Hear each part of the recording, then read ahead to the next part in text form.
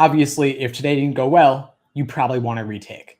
But if you're on the fence about it, if you're unsure, you want to be thinking about what could you do differently next time to get the most out of your studying between now and the next exam or whenever you take it. So if you studied one way, you want to think about having it, and taking a different approach. If you studied using random books off the bookstore shelves, and maybe those books don't use real LSAT questions, or they contain errors of some kind, or they're published by a major prep company and not one of the smaller boutique options that tends to be more specialized, you might consider a whole new course of approach. You might consider getting more exams. Maybe you didn't study with all the most recent tests.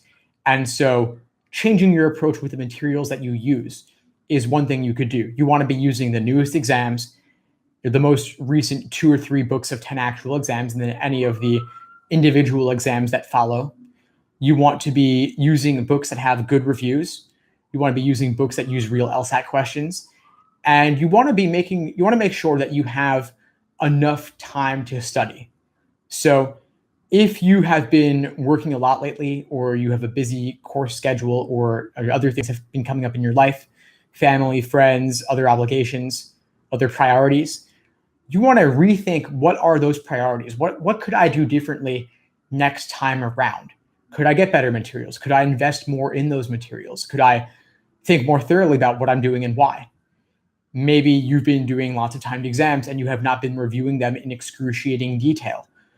One of the things I focus on in my courses is getting into the LSAT mindset, because the LSAT mindset is what's going to allow you to get the most out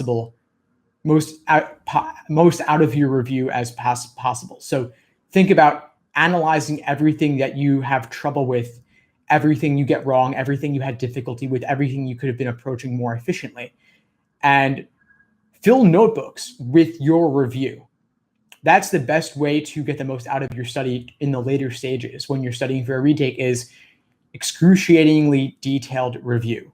You also want to be thinking about better simulating test day. So maybe you took a lot of exams in the comfort of your own home, which is a fairly sterile environment.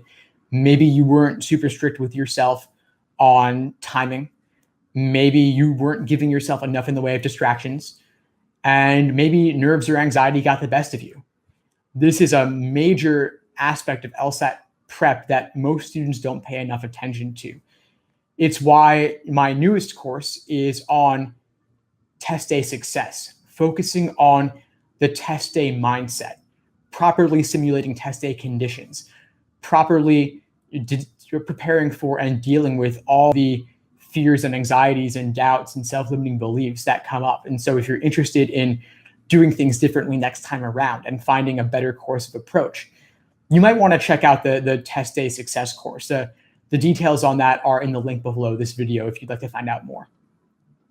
You also want to be thinking overall about how you could allocate your time and your schedule over the next few months until your next LSAT exam. So maybe you want to take a bit of time off work, or at least in the lead up to the exam in the final week. You want to take a day or two off beforehand if you can. Maybe you want to talk with your boss and work fewer hours per week. Maybe you want to talk more with your family and friends and ask that they give you the space to spend more time studying, and they take a load off you here and there where they can. So those are just some thoughts. Of course, I have schedules. I have 2 schedules for retaking. One of them is just a general schedule that focuses on your weak areas and timed exam. And the other one is a crazy, super intense schedule for people who are studying full-time and want to do every exam ever released, which of course is nuts, and I wouldn't recommend doing all of those. But if you are changing your approach and part of that involves studying full-time, you might want to check out the intense version of my retake schedule, where I go into detail on that.